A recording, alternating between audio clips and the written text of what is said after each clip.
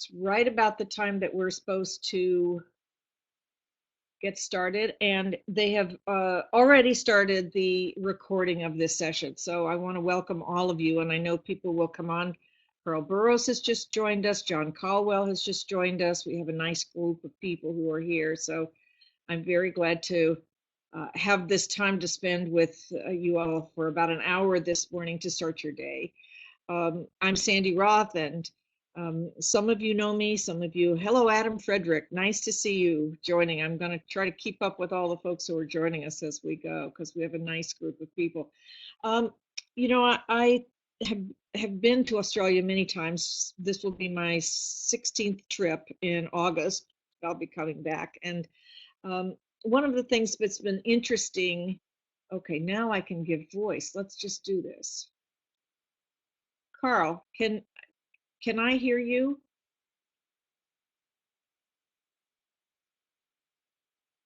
Right. It says I gave you voice, and John Colwell, it says I gave you voice. But I'm not hearing anything. So rather than spend too much time with this, I'm going to ask all of you who have questions to just type them in, and I will keep my eyes down here on all of this and follow along. Let me get back to what sort of prompted us to offer this webinar for you. As I've been there over the years, I first came to Australia in 1995 and spent many years there off and on, coming once or twice a year, working with dentists primarily in Melbourne and Sydney, but also in Adelaide and in country, out in New South Wales and Victoria and country practices. And it's been interesting for me to come back after a gap of a few years and see how things have changed and how things have not changed.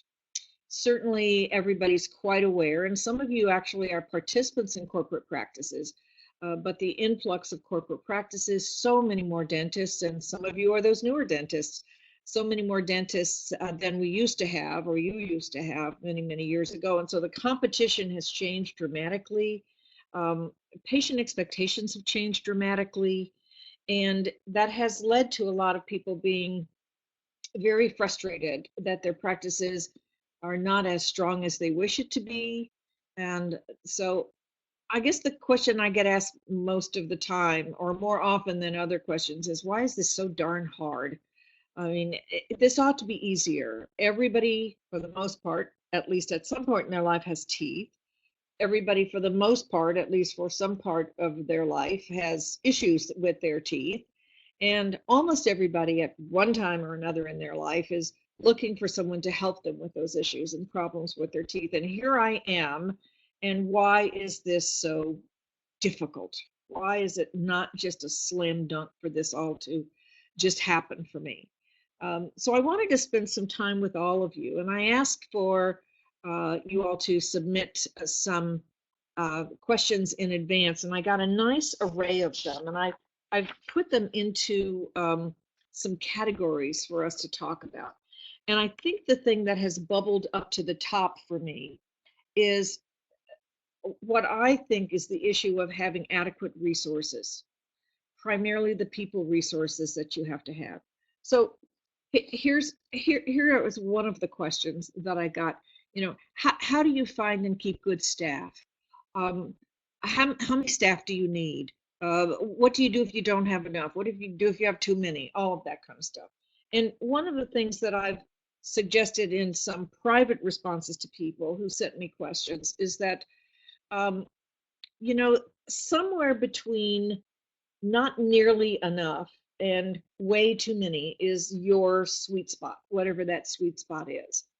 I can tell you that in general, I find just observing Australian dentists, the way they function, the way they operate, the way their practices are set up, I think that you are under supported. And this is a general statement. Some of you will not be under supported, some of you will be. But many times dentists will follow a pattern or a structure that's been part of the culture and the expectations in the past. And so it's been a dentist with a dental nurse, and then a practice manager sitting at reception and trying to handle all of those things out there. And that worked really well for a long, long time. But things have changed. Patient expectations have changed. The complexity of dentistry has changed. The myriad of payment options, the influx of competitive forces, all of the other things that have come into play that you all are dealing with now that you didn't have to deal with even 15 years ago, maybe even 10 years ago. I think that that has changed a number of things. And so one of the issues that I like to talk about, and I'd like to lay a bit of a foundation here, and then we'll build up specifically to the questions you've asked. I want you to think about your practice in some very specific ways. Typically, we thought about the dental practice as having two components, the front and the back. Uh, the front was what we call administrative, and it was all of the things that happen outside the clinical operatories, the surgeries. Answering the phone, making the bookings, collecting the fees, handling the bulk billing, um, giving people information, making copies of stuff, doing the filing, all of the paperwork that comes along with everything you have to do to run any business.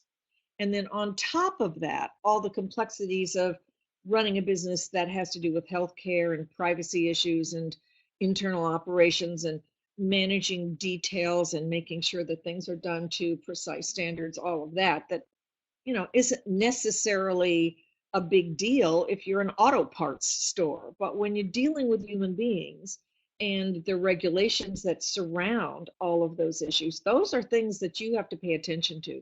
And you have to have really sharp cookies to do that correct for you. And I can tell you that those issues are only going to become more complex. The government is going to always have more regulations, it's going to have more complexity, it's going to have more things that you have to follow, rules and regulations and procedures and structures and things like that you're going to have to know about.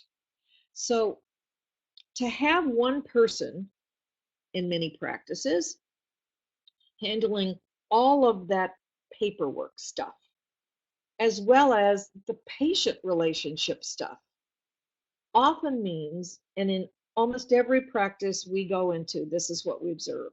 The paperwork becomes more important than the people work. And that's the case for a couple of reasons. At the end of the day, I can say to you, doctor, look, here are all the things I ticked off my list. I got these things done. Aren't I terrific?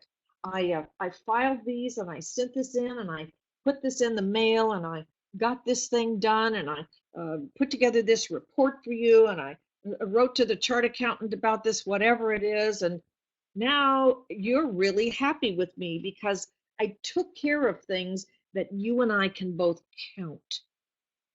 And so for many practices, that becomes a very compelling thing, those countable things, those quantifiable issues, at the expense of the stuff that's qualitative, that you can't count. How do you count how many patients came in, felt really well cared for, left better than they came, and felt that they were tremendously understood, who left glad they chose your practice, assured that they're going to come back again, whether it's now or in a year or two or whatever it is, when they're ready, when their finances are ready, when their life is in order, when all of these things that have to be in place for patients to reach out and accept and ask you to provide actual dentistry for them. How many people, how can you count how many people leave every day locked into their head that you're their dentist and you're the one whenever their life circumstances make that possible for them? You can't. So there are these qualitative issues, counting stuff, and I mean, quantitative counting stuff, and then these qualitative issues that are about the quality of the relationship you have with these people who are your patients, who are your customers, who are the people that we're trying to embrace and bring into our dental families. And so we have in many practices this front desk, this practice manager in some cases, this receptionist in other cases, who is trying to handle all the balls that are juggling throughout the air and simultaneously make really deep connections with patients. It's almost impossible. And when we ask people to do that, what gets left behind? Not the stuff we can count, because that makes you really happy. See, you like that stuff. How many dollars did we bring in? You can count it. How many phone calls did we make? You can count it. How many hygiene appointments did we schedule? You can count it. How many openings in the schedule? You can count it. And that makes you happy. But it's really hard for dentists to understand the deep, deep value of these qualitative aspects, this connection, this relationship with this patient. So that's one of the problems that we face in our practices. So when I say, I think in many cases we don't have the right configuration of staff. We'll put someone at the front desk to handle all of this stuff. And then when we get a little busier, maybe we'll add another someone at the front to handle all the more stuff. And that then we have the clinical arena. We have all those folks that are back there at the chair, at the surgery with you, turning over the chairs, delivering the care, all that other kind of stuff. And so we've had these two dimensions in our practices, when in fact there are other dimensions we need to pay attention to. So one of the things I want to start asking you to consider is where you're placing your resources right now. Where are you emphasizing the staffing configuration that you really need to have in your practice? Are you having one person at reception being asked to do so many things that she or he is focused on all the quantifiable things and doesn't have time or the skill set sometimes to deal with those qualitative things called patient relationships? And I think the thing I want you to do is ask yourself a really simple question. What's going to make your practice grow? Filling out a form, doing a report, looking at the numbers you took in last month, looking at how many unfilled hours of chair time you had, or is it connecting with this human being who is your patient? What of those two things is going to be more powerful in developing your practice, growing your practice, taking advantage of opportunities that you have? And I'm going to suggest to you that it's those human beings who have behavioral skills, who can connect with patients, and who can carry on that working relationship throughout really the many years that you might have the opportunity to serve this patient.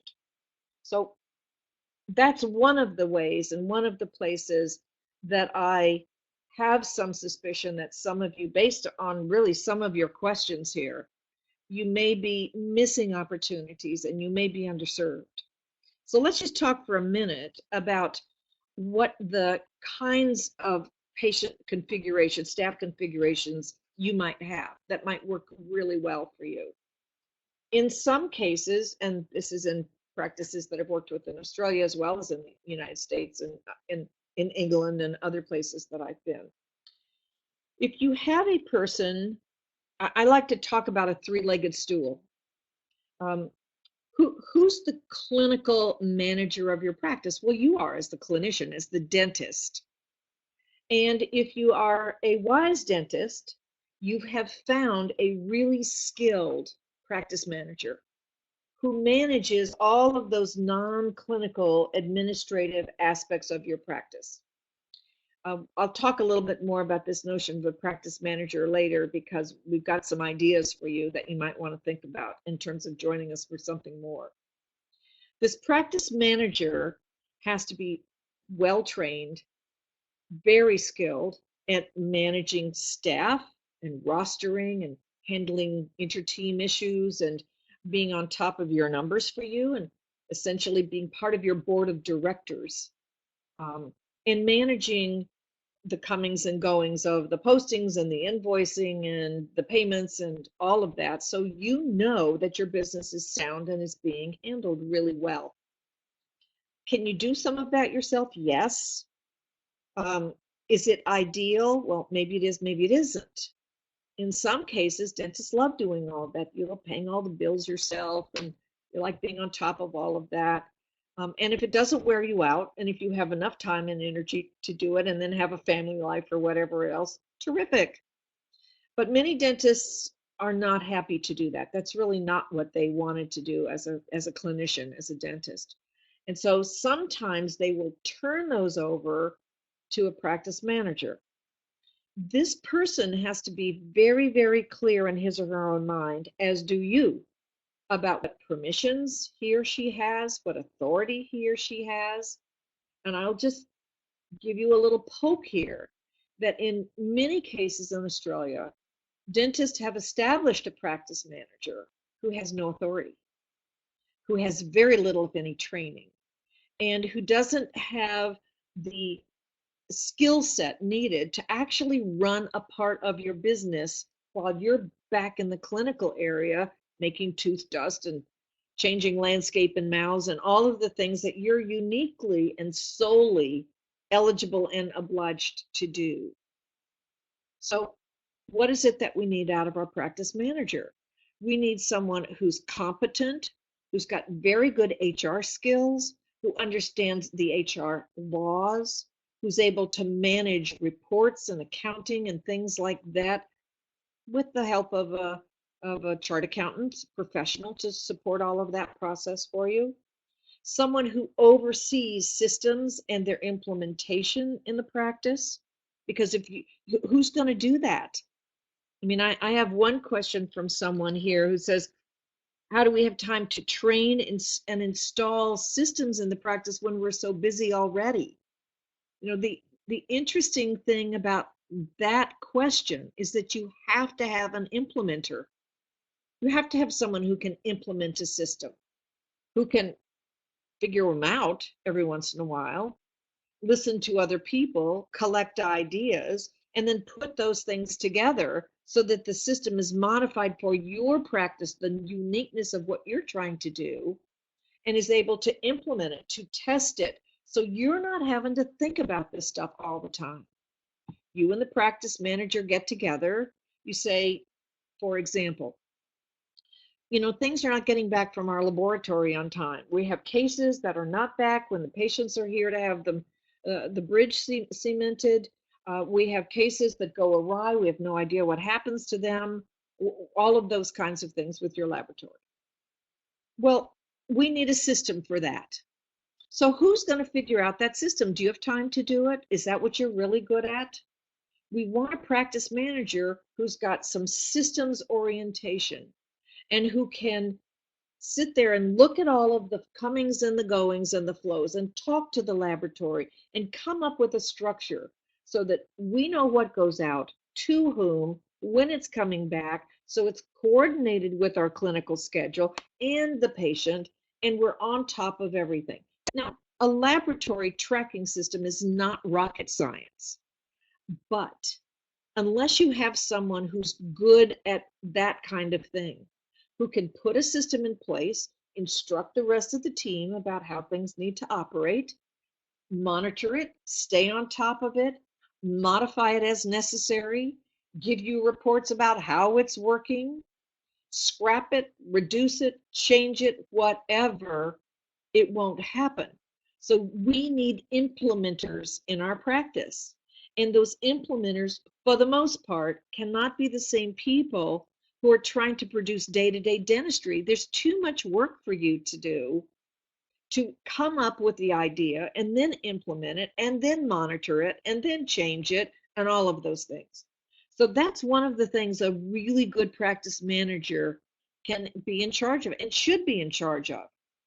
Practice managers coordinate with you, of course. They don't do things without your permission in certain areas, but they also have other areas where they have permission to act on their own because you have confidence in their competence and they're reportable and accountable to you. So that's one area where having a really well-defined, trained, responsible, accountable, competent practice manager, as an example of systems, can be a tremendous opportunity and advantage for you in your practice. Here's the other role I often talk about with people, and we've got several of them who've worked in Australia in this role over the years. Tracy Penn, who's my partner at Marketing Dentistry 2016 and was in 2015, is and was until she began her consulting career a superb patient coordinator facilitator. What do those people do? They're not sitting at the chair making tooth dust with you. They're not your hygienist. They're not your assistants. Ideally, they are a specially trained person. Their full focus is looking out over the entirety of your patient base and asking themselves every single day, where are we with our patients? Have we overlooked anybody? Where are we getting our new patients from? What happened to Mrs. John? How come we didn't see? Did she drop off the face of the earth? Someone who's responsible for introducing new patients to your practice to make sure that their wants and their needs and their expectations are perfectly clear. Someone who bridges the gap between you and the patient to make sure that the two of you are on the same plane and you're working together towards a mutually defined outcome. One that is the patient's agenda with your clinical perspective applied to it. Someone who ensures that as patients move through process in our practice, from initial phone call to initial appointment, to examination, to consultation, to scheduling, to discussions about fees and financial arrangements and following up with people who dropped off our radar. These people are constantly, it's a full-time job in most practices. These people are constantly staying connected with your patients, because it's far more expensive to get a new patient into your practice than to nurture an existing patient. This is the part that I find absolutely fascinating. I was talking with Dr. Dingle about his tea. I'm having iced tea. I know you're having hot tea there because the morning there. If I were to walk down the street in Bendigo or Geelong or any of the places where you all are, and just happen to stop a patient that you haven't seen for 2 years, and I say to them, excuse me, I'm looking for a dentist. Can you tell me who your dentist is? You know what I absolutely bet, and I'll tell you why I bet this. They would say your name. See, we think if people don't come to see us every year, every 6 months, or every whatever the regular thing is that we want them to come in, that somehow they're not our patient anymore. Well, that's not true. There's no 18-month magic, 24-month magic that all of a sudden they're vaporized and not your patient anymore. Patients still look to you as their dentist. Now, they may move to Perth, they may move to Western Australia somewhere, or Tasmania, or someplace far, far away, and of course they would look for a new dentist there. But for the most part, for people who have not moved, who are still right in your community or your area, if you're in the CBD, they're working in the CBD or whatever it is, those people still think of you as their dentist. And if something changes, if something occurs to prompt those people to seek a dentist care, they are more likely to call you because they know you and you know them than they are to go elsewhere, unless, and this is a very big asterisk, unless something has happened in your practice that makes them embarrassed or feel ashamed to come back. So if they've been told that they're not a very good person if they don't do X, Y, or Z right now, and you've warned them, if you don't have this done, you're going to get the dreaded root canal or something. We have some endodontists with us. We love root canals. We love endodontists. If they've been warned that something awful is going to happen if they don't act now, and then they don't act now, and then time passes and that thing happens, they may be very concerned or embarrassed or ashamed or afraid to return to your practice. That's why you can never, ever shame a patient. Ever, ever, ever. because you want them to say, Dr. Frederick was right. Let me go back to him. I'll tell him he was right, because they're not afraid that you're going to say or do anything that's going to make them feel stupid or uneducated or whatever it is. So we want people to feel like they still have a connection with us through that hiatus of when they're not directly involved in our practice. Patient care coordinator or patient facilitator oversees all of those relationships with people. She has a system, or he has a system for following up with people. And I'm going to raise this because one of you asked a really, really important question. And it was, how do you follow up with people? And the way he put it is that if you've done your exam and your consultation, and the patients they do some of it, they don't do all of it. Maybe they don't do any of it. What's the process for keeping up with those patients? Essentially, how many times do you call them? So we have to back up a little bit. Think about this if you were a patient. Maybe think about yourself as a customer in some other kind of place, physio practice, your body shop where you take your car to get checked. And you wanted to know about the condition of your car. Your mechanic told you the condition of your car, suggested you needed a new roto flange fan bit, whatever it is. And either you didn't really want to do it right now, maybe you couldn't afford it right now, maybe you're too busy right now, maybe you had to deal with something that in your opinion was far more important. And all of a sudden, things change for you. And your circumstance change. And you decide that now you want to go back. But in the meantime, while you've been getting to the point where it was affordable or you had the time or whatever it is, you started getting phone calls from Ashlyn. Hello, Mrs. Jones. This is Ashlyn from Dr. X's practice. And are you ready to do those crowns yet? And Mrs. Jones doesn't know Ashlyn. And Ashlyn doesn't know Mrs. Jones. And Ashlyn is not aware of what's going on with Mrs. Jones. She just has a list of things to check off. And she's going to see, because she said, Doctor, I made 14 phone calls today, and I scheduled one scale and clean. That makes no sense. Here is what makes sense. If I've been the patient coordinator and I was working with you and Mrs. Jones, and so I've been a really important part of this process. I've come to understand Mrs. Jones really well. I've made Mrs. Jones feel safe.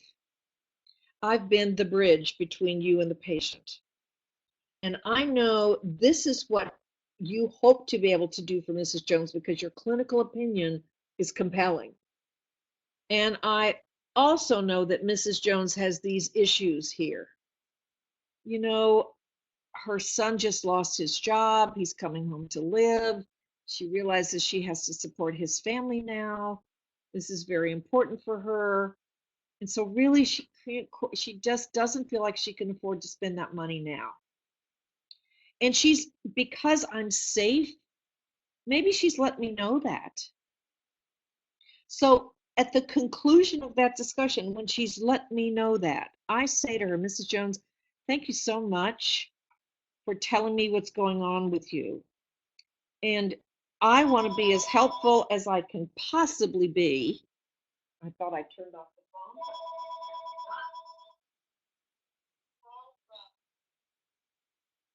Sorry. I want to be as helpful as I can be, Mrs. Jones. So tell me what you think would make sense. Would it be good for me to call you in about a month and see how things are going? What would you like for me to, what would be helpful? Now, if she says to me, you know what, don't call me, I'll call you, we know what that means. The patient doesn't want us to push, and I'm not going to do it. I've got another thing I might try, but I'm not going to do that. So if she says to me, don't call me, I'll call you, I say, I understand. I do hope I'll hear from you soon. I hope everything goes well with your son and everything gets sorted out. If Mrs. Jones says, you know what, call me in about a month and check in with me. Ashlyn is not going to make that call. I'm going to make that call. And I'm going to say, Mrs. Jones, it's Sandy from Dr. X's practice. You asked me to give you a call in a month and see how things were going. I hope things have settled in with your son. Are you enjoying having him there with you? And then I let her tell me what's happening. Maybe things have changed. But what I want to do is keep connected with her. Because when things have changed, I want us to be the one she turns to. But I'm not going to call and annoy her and berate her and shame her and make her so concerned about our pressure that when she is ready, and she will be ready, that she goes to someone else instead of us because I've annoyed her. Now, what might I do? Let's say it is of concern to us. There is decay, for example, and it is threatening the nerve of a tooth or whatever it is. We write a letter to Mrs. Jones, and it says to her essentially, I really hope things are going well for you. I know you've asked for a bit of a hiatus from your dental care for a while. And in the meantime, I thought it would be a good idea for us to outline for you what we discovered at your appointment. Sometimes time flies and we don't always realize how quickly it has passed. So here's what we discovered at your examination, and here's what Dr. X suggested. And I've thought about this since you were in, and the doctor and I have talked, and his thinking was if you had to make some choices, he would recommend you start with this or that or the other thing. And we essentially turn her treatment plan, her examination, all of that back over to her for her to have her memory refreshed, reminded.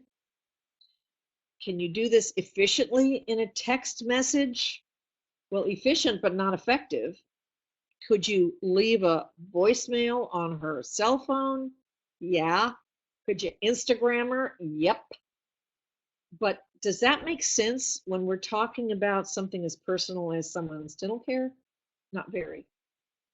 So the patient coordinator, the facilitator, acts very much like a tether to these patients. When you've got a patient coordinator, they got a bunch of spider strings going out to every single patient that's part of your practice, with being really compelling about coming back to the practice, staying connected with us.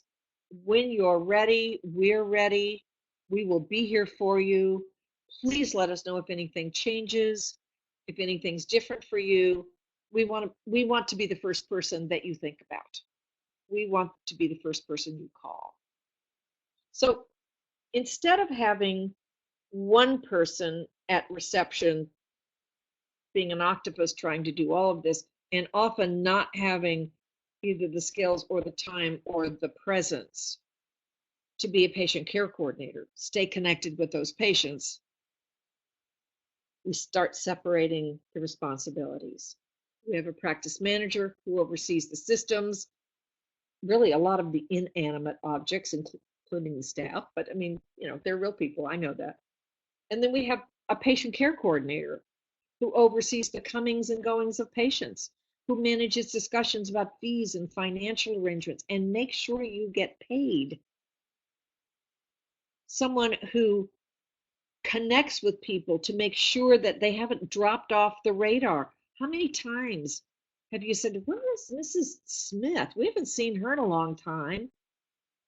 And somebody finally calls her and she says, yeah, I've been waiting for you to call. I mean, what's next? Seriously? We need to have people connection systems. to make sure we stay connected to all of our patients. Patients are way too precious in this time of overabundance of dentists, so many dentists. I was looking at another question that was posed about, how you stay competitive when you have so many corporate, insurance only, uh, no gap practices out there. Um, I'm going to tell you, you can't compete on price. It's just not going to happen. You can compete on distinctiveness. What makes you distinctive? Well, let's see. We could have a champagne fountain in our lounge. Probably not a good idea. But what makes you distinctive is professional personal care. Each person, each patient feeling like they have their own concierge, ombudsman, patient care coordinator to oversee and ensure that things go very, very well in the practice. Now, these two people are so important to practice, frankly, of almost any size. Somebody wrote to me, is Amanda on? I can't see who's here yet. I've got, see. Someone wrote and said, we just sort of have a small group of people, a dentist and maybe one other person who's on. A couple of you, oh, it's nice to see some of you who are on here. And I said, if you have a dentist and a really sharp dental nurse, that's great for handling the clinical part of it. And yes, you should take time with those patients. And yes, they should get personal care from you. Absolutely. But all of the opportunities that are missed in the non-clinical area are the things that really go about building your practice, particularly if you're a startup, as this practice is. So what makes you distinctive? A neon sign? Not so much. What makes you distinctive is personal care, personal service, being there. When a patient calls, that person is on the computer looking up the name by the caller ID, or the minute they hear the voice, they know the patient. The notes are complete in there. We know exactly where we are with this patient. We know what's next. We know what the dentist has recommended and why. We know what the patient's issues are. We know what their reservations have been. So that patient care coordinator can reconnect with that patient. Mrs. Jones, I'm so glad to hear from you. You got our letter we sent last month, right? Well, I just was hoping things have settled down in your life and that we'd have an opportunity to start helping you right now. That's distinctive service. That's distinctive personal care. So one of the reasons I wanted to lay that out to you is as I looked at the kinds of things that many of you posed as questions to get us started really have to do with having the right people in the right positions. Before I get too far, I want to make sure all of you know that I'll be back in August. Tracy Penn and I will be working with Marketing Dentistry 2016. We're going to be in Sydney, August 13th. We're going to be in Brisbane the 17th of August and Melbourne the 20th of August. And in Marketing Dentistry 2016 this year, and I'm sure all of you know about Marketing Dentistry 2016, our program is going to be the Exceptional Practice Manager, the Exceptional Practice. We are inviting dentists and their practice managers to join us so that we can spend one whole day helping the dentist, the practice manager partnership to develop in a very, very strong way.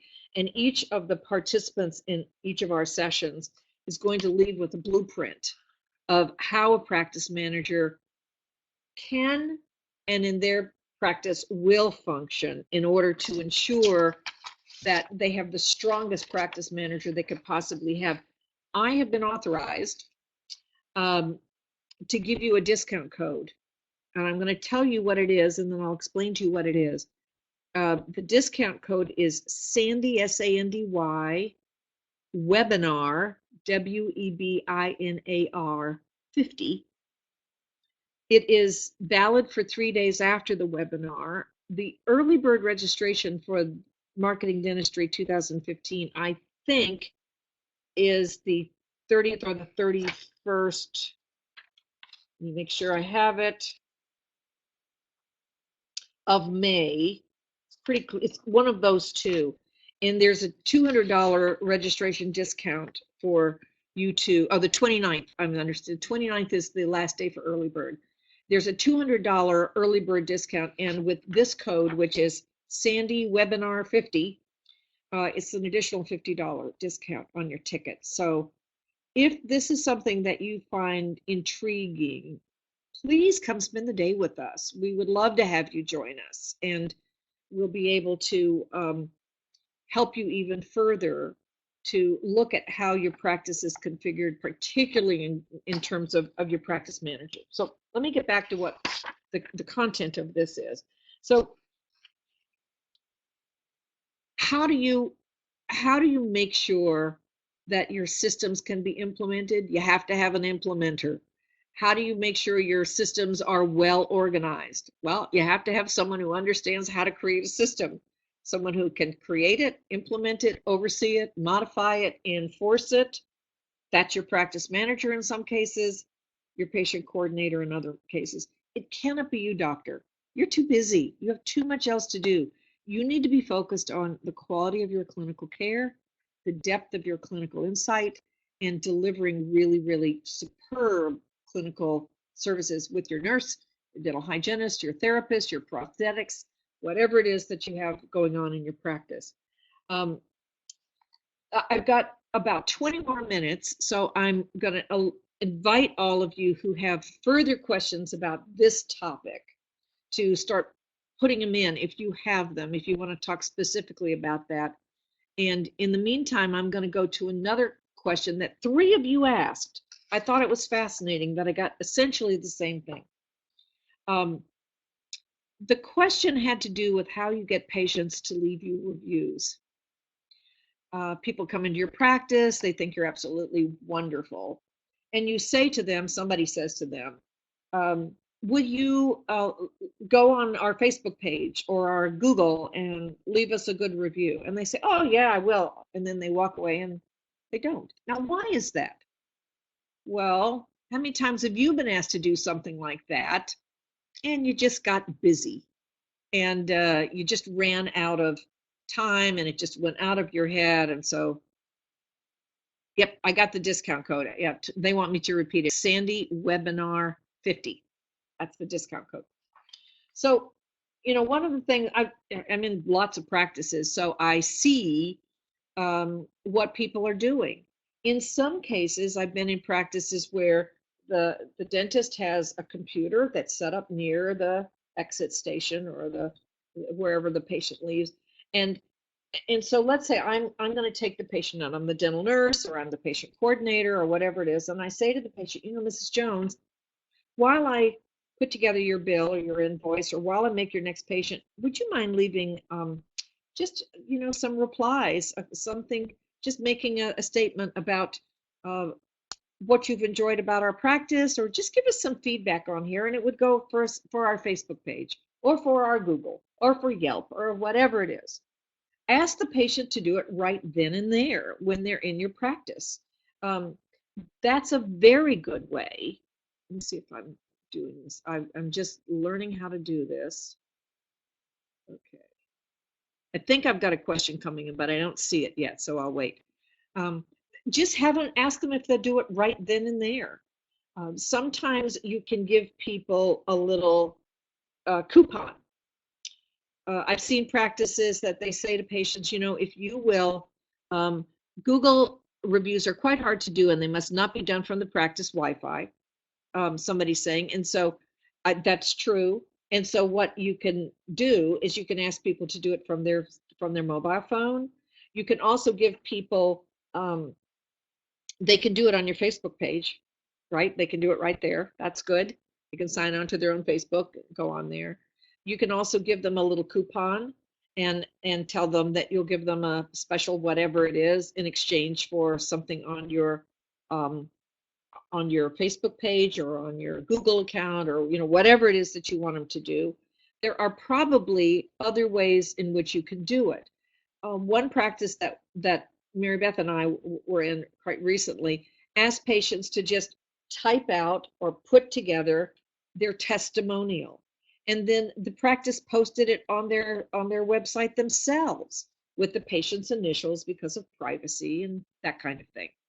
So you want to ask people to strike while the iron is hot as much as you can. Get them to respond as quickly as they can, and either in your office or on their mobile phone before they leave the parking lot, what as quickly as you possibly can. And if they're happy to write a note that you could and give you permission, you can have a permission thing. You can have them write a note and then you post it on your site. This was a comment from one of our patients today, and you quoted exactly. Listen, if they use bad grammar, you put bad grammar. You don't edit it at all. So the other thing that someone is suggesting, and I think this is great, is email surveys. Sometimes you can send a patient an email with a survey, a series of survey questions, and then ask them if they would give you some comments and give you permission to post their responses. So thank you very much for that. That's great. That's great.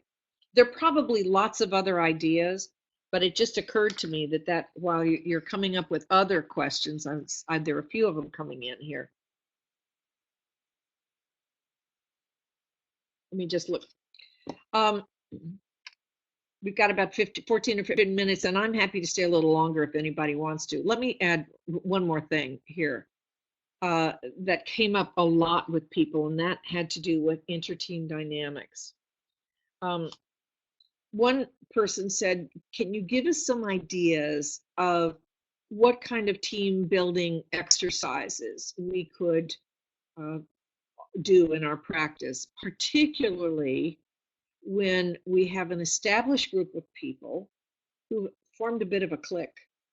And when new people come in, the new people can't seem to break through the clique. They can't get into that group. And there's a lot of turnover because they can't break and feel like they've become part of the group. And so, I have to step back from that question because I don't think you can fix that with a team building exercise. I think you can only fix that with a standard. Okay, I'm going to let's see if John can talk. John is waiting to ask a question. Let's see.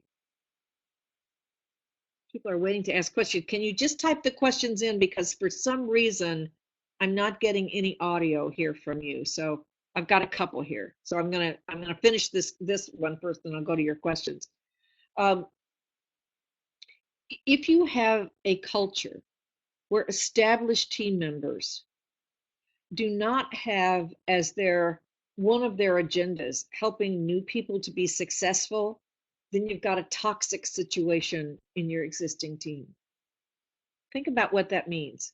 You've got a group of people, maybe very good at what they do, maybe very, very good at what they do, but because they've become so used to one another and they form this little bond here that often does not let other people in. First of all,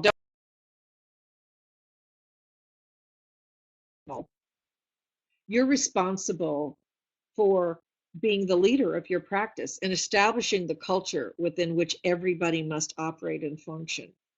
So your first conversation is with that existing team.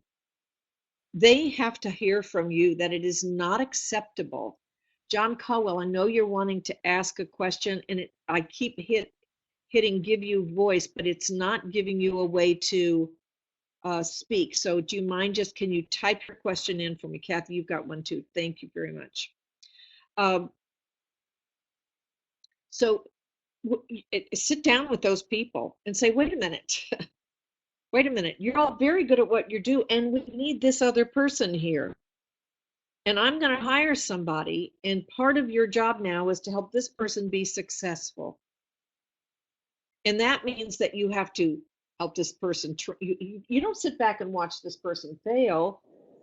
You help by training this person, nurturing this person, giving this person honest, gentle, careful, mature, adult feedback.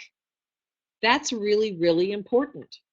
And yes, there are some team building exercises that you can do, but don't focus on that until you figured out how to solve the problem of the toxicity of the click.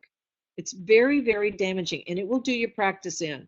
It's very, very expensive to, as you know, hire somebody, only to have them come into a situation that doesn't embrace them, doesn't help them, doesn't encourage them.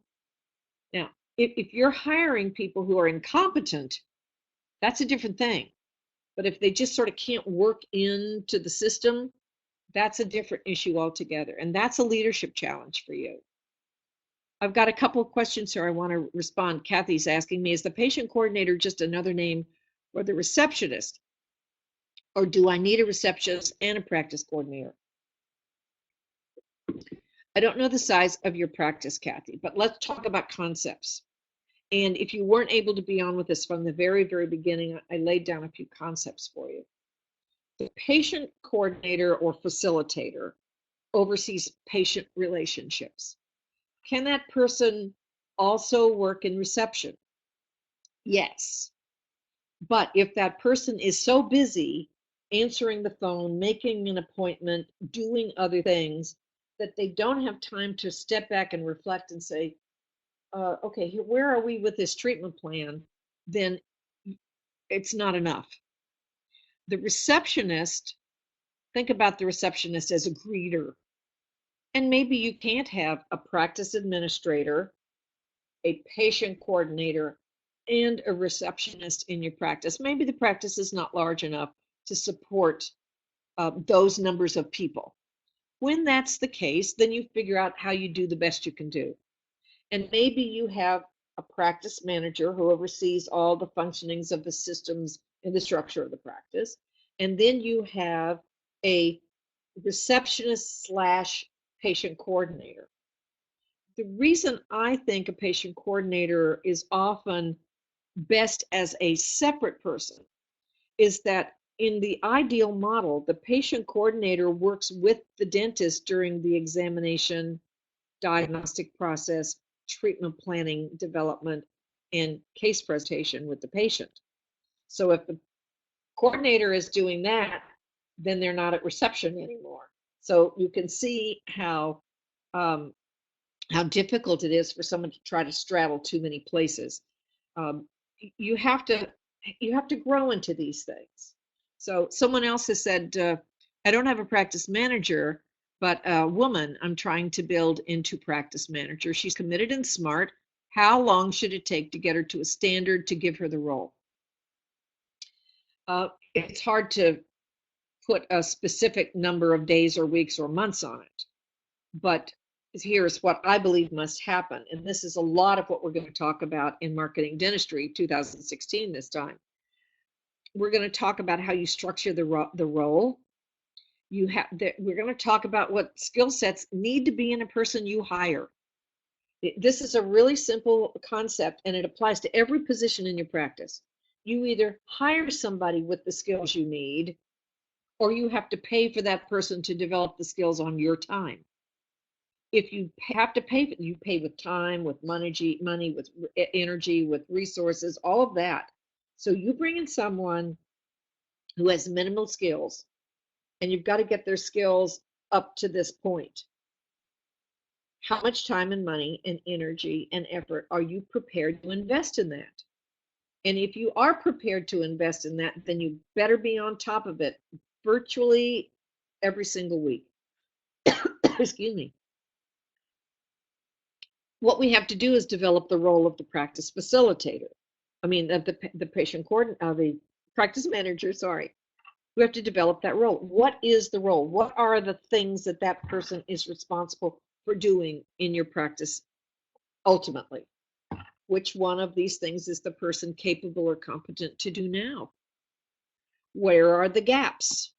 Where will you supplement this person's performance? What is the standard? How can this person meet the standard? Here's an example. You want a practice manager to have enough human relations skills so that these cliques, this inner team yuck that happens every once in a while, is managed by that person back there if you're the dentist or even the owner, you want to be back there in the clinical area making dentistry happen. And if you're back there doing that, you don't have time to be dealing with the problem between Susie and Jane with childish sort of behavior that sadly sometimes happens in practices.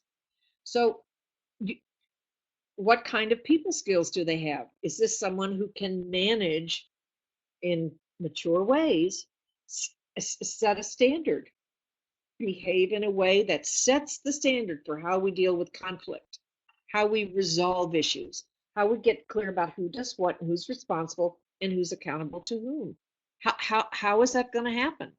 Either the person you hire brings that competency already, or you have to have that competency, or you have to blend your skills with that person's and make sure that they can train to do it.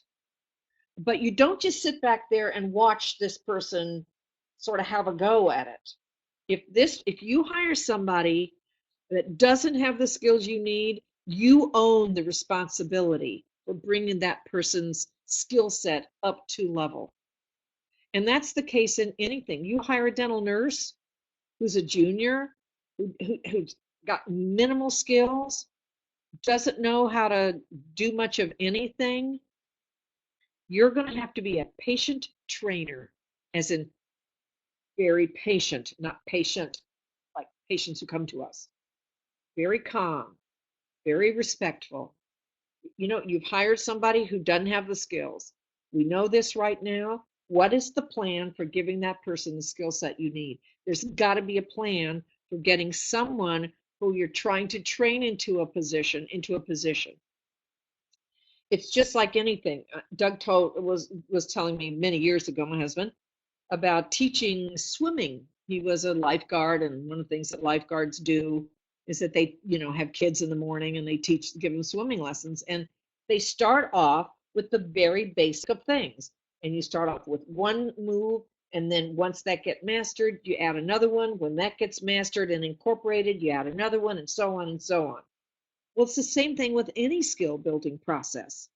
We figure out what the baseline of performance and capability is for the person.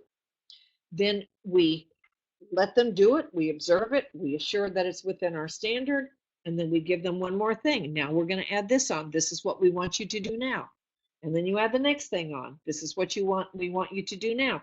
And you give this person a methodical process of building their skill sets and their capabilities within your style. But trainers have to be on site. They have to be overseeing all of this, not full time, not 24/7, but trainers have to be there to give people feedback. And particularly for a practice manager, where you're trying to get someone who's able to manage people, the rest of the staff very, very well.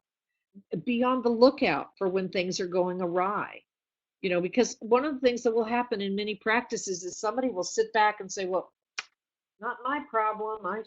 That's happening back there. Well, practice managers have to be aware of what's happening everywhere.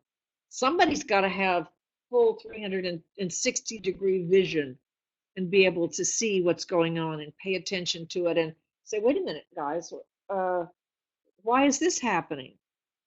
People who are quite aware of where there are glitches and overruns and too much stock or not enough, or we're not getting this back, or whatever, we don't have the right staffing configuration. All of that is really, really important.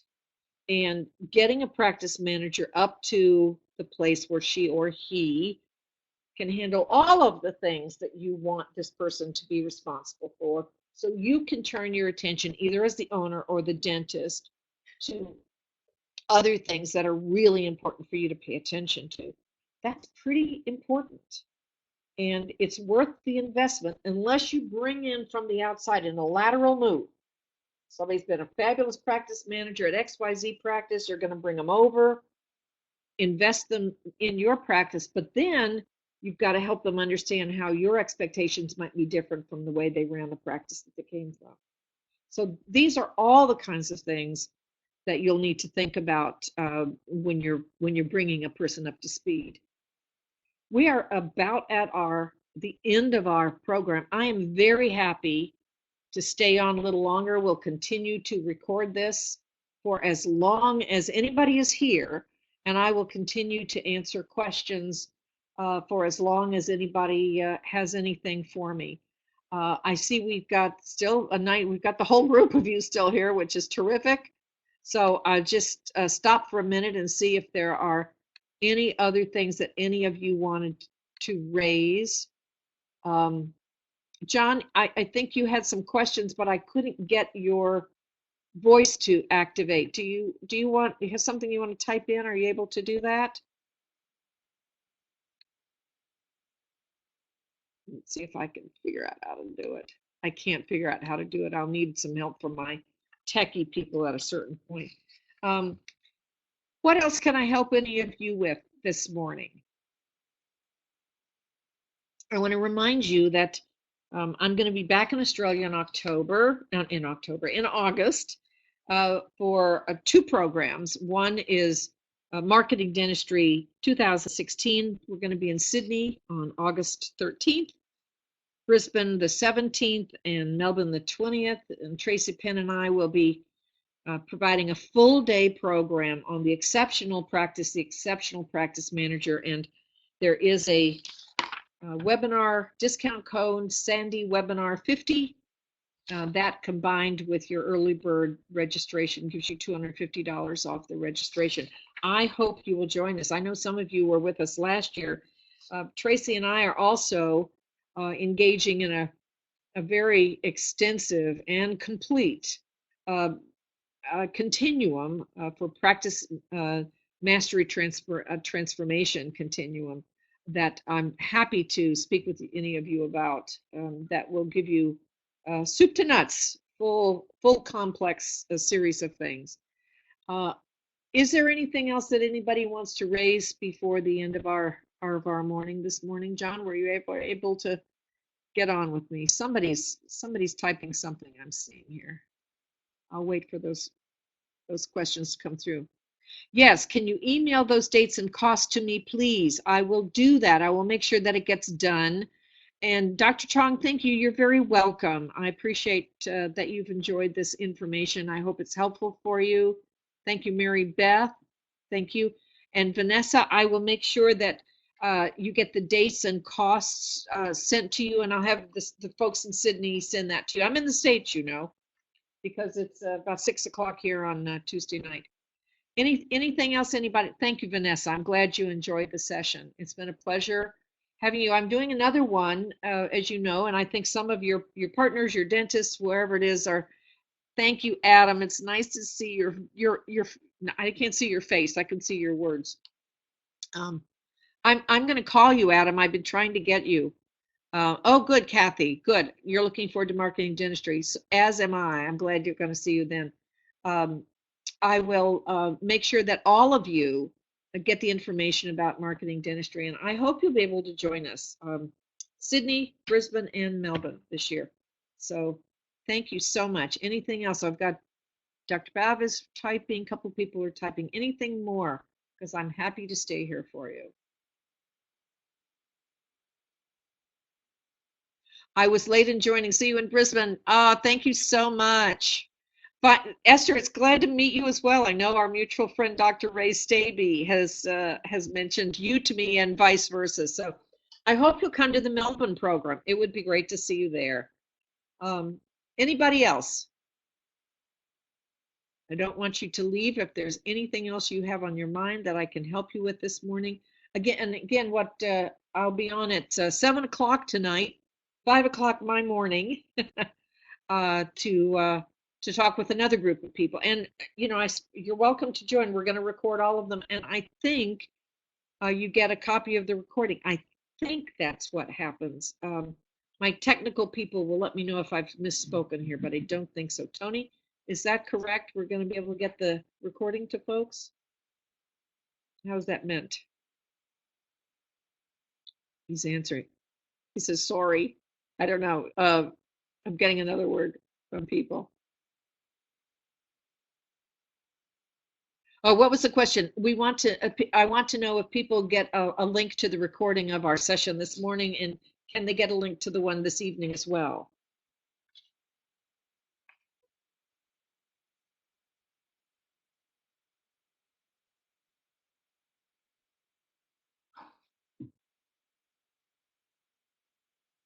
I'm getting my answer, folks. Yes, we'll be able to send that and the discount code out to all attendees. Thank you so much. And the Marketing Dentistry website is www.marketingdentistry.com.au. Is that correct here? Am I right on that, Tony? I think that's correct. Yes. Okay. Beautiful. And all right, I think I've answered all those technical questions. Please, anybody, www.marketingdentistry.com.au is the website. You can go on there, register for marketing dentistry. You can also probably get directed to information about the other work that we're going to be doing in Australia. I'll be there in August for about 4 weeks in all. It'll be wonderful to meet many of you, I hope, in person. And don't forget, if you want to join the one tonight, you can always register for that. I may cover some of the questions, but they're going to be different people, so they may have different issues that they want to raise. So in the meantime, maybe we'll figure out how I can get voice from the participants. We may not have set that up, so I'll figure that part out. So anything else for anybody? Thank you for joining us this morning. It's been a pleasure, and I look forward to seeing you all in August when I arrive. I think it's time to end the session. Last call, anybody? Last call for questions, comments, anything. Okay. We'll let you get on with your day. Have a lovely Wednesday, and I hope to see you soon.